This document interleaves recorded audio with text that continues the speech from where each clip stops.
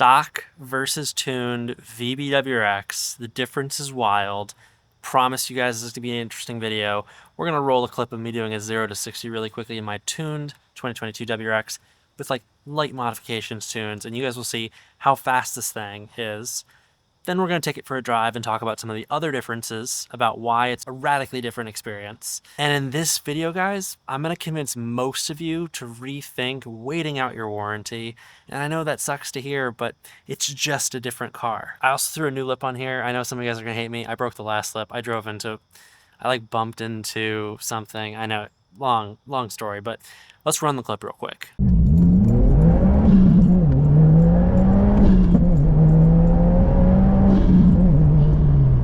Yeah, that was pretty damn fast, and if that didn't convince you to subscribe to the channel, I don't know what else is going to convince you. And if you can tell, the silver door is on the VA WRX. That we got big videos coming for that, making some big moves. It's obviously outside now, which is a big deal if you guys follow that build. But today, all about the VB WRX, and I drove a year of it stock, a year of it tuned. So let's talk about it, and let's talk about the numbers, but let's get into the car. I hate standing around, let's drive it. So I feel like I've made a million videos about should you tune, should you not tune, and I finally have some raw numbers.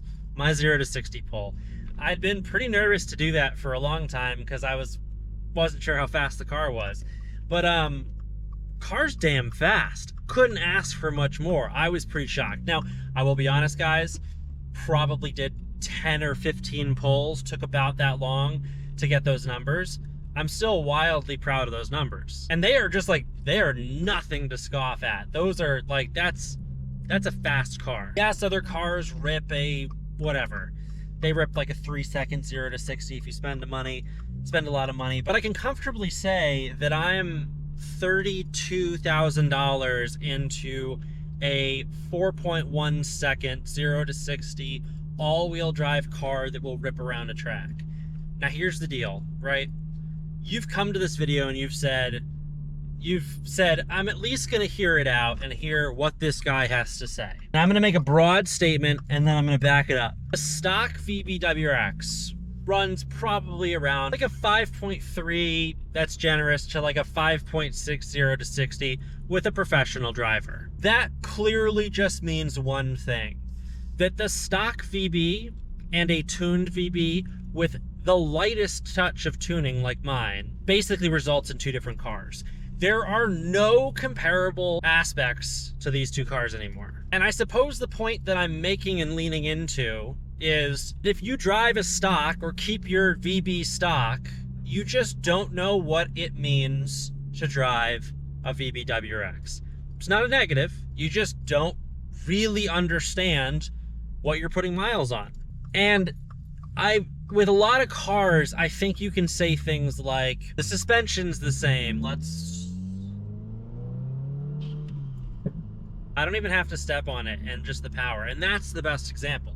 You might say the suspension's the same, you might say the braking's the same, which are things that you can metric as fun aspects of the car.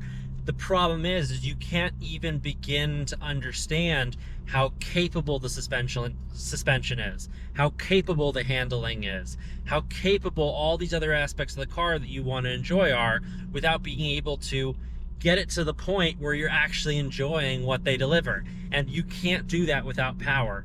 My opinion has changed over the last year. For a long time, I've thought that you can still have a lot of fun with these cars stock, and you still will, but it's just not the same. And with the VA WRX, the difference wasn't so radical. You had to do a little bit more. You had to give up more creature comforts. You had to just do more with the car to get it to the point where that was the case. With the VB, you don't. You can make so much power with the VB that you kind of cross into that, let's say, next level of enjoyment. I don't even know what the right word is. Things like driving the car around town for little errands is what the majority of miles that this car does. Right now, we are driving to the post office so I can ship you guys some orders from JXR Performance. I'm gonna have a hell of a lot of fun every time and day I do that, because I have the power to come out of little corners and start turns and just get off and do little, like, you know, I don't know. I just, all of a sudden 50% of the throttle in second gear becomes 100% throttle for a stock VB. That just changes your experience with the car. And I think a lot of you guys think that my opinions here, and when people say this, you think it comes from a numbers perspective. It comes from, I want to be the fastest thing. It comes from, I somehow use the speed. I do all those things. And my best way to describe it is being able to drive the car, knowing that the power is there, changes the responsiveness. So even if you drive in a way that you're like, I'm not going to floor it all the time, right? I'm never going to use that power. It becomes a different driving experience, and it's a much more engaging driving experience knowing that the power is there, because it changes the dynamics in which you're driving the car. It makes it more challenging to drive in that you have more power and you have to regulate and modulate that.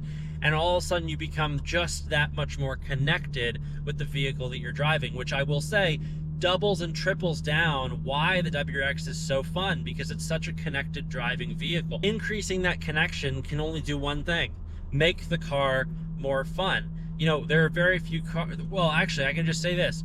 You know, when you're driving a stock VB, it's a lot harder to do something like this. Drop it into third gear and absolutely take off to the point where, one, you crack, and two, I now have to sit on the brakes because there was 30 car lengths in front of me with the car in front. And in that very small second, I've caught up to them, right? Yeah, third gear rips when you have a nice tune, but there are just a lot of things that you can't do in the same way. And I know a lot of you guys, you're going to listen to this video if you've made it this far through and say, I just don't want to risk the warranty. You know, there's something to be said about looking and understanding people having issues with this car. Yes, tuning your car doesn't tuning your car is a risk, right? But you might face the same risks without tuning your car. It's just, that's reality. The one thing I have to say is, whether you tune your car or not, that doesn't change the same battle you're going to have taking your car in to a dealer and fighting for warranty work. That I will double down and say that if you have if it's a used car, meaning you're more than just the first time owner, you're going to fight that battle hard, because you can't prove that it wasn't tuned before. And more, unfortunately, I'm seeing Subaru fighting owners on transmission replacements, and the few things that happen that are just bummers that they happen to the very few people that deal with them. It's kind of like an inevitability. Unfortunately, that kind of stuff happens, and they're having to fight to get stuff done, and that's to no fault of their own, but that's just, it is what it is. And that's not supposed to fearmonger. I'm just making the point that it's not cut and dry. It's not I'm never going to tune my car, so warranty is going to cover all the work that's ever done. That's just simply not the case. So I don't know. There is a lot to think about. And I think that's essentially it. I think I've made this point enough. I think that the numbers don't lie. And for the folks that needed to hear this, all I can say is I spend the majority of my time searching for connected driving. And I can tell you, from somebody that finds driving to be one of the biggest joys in their life, that tuning the car has made it worth it. It has made why I own this car worth it, because I think there are downsides to owning cars like this, and this outweighs all those, at least for me, but I think that that's applicable to many people. Now, if you've made it this far through the video, please let me know in the comment section below. I'd love to hear those comments from you guys. It just lets me know who's watching the video, but ultimately it lets me see you guys and appreciate you guys for watching that far. And then second, I am making a big push on this car. We're going to be doing a ton of stuff and a ton of videos. Because some of the other things happening on this channel and the VA build and possibly bringing on another car, I am going to double down making videos in this car. With that said, for the last year plus 2-3 years of this channel, people have wanted to see more informational content. That is clearly not the case anymore. So if you guys can let me know in the comment section, what kind of videos do you want to see on this channel, please let me know. We're going to be doing lots of build videos with the VA. There will be very little kind of informational content there beyond working on that car, which will be informational to some extent, but that's going to be all kind of turning wrenches. There will be some wrapping and pulling and all that kind of stuff, but a lot of what we've done with this car is not that, and we can do that if you guys want to see that. But I want to know from you guys, would you rather see me dive into the problems, comparisons, engineering stuff, just mods. What do you guys want to see? And let me know in the comment section below. Imagine the sky's the limit. You can see anything from automotive content. What would you want to see? What's a video that you've always want to see made? Let me know in the comment section below, guys.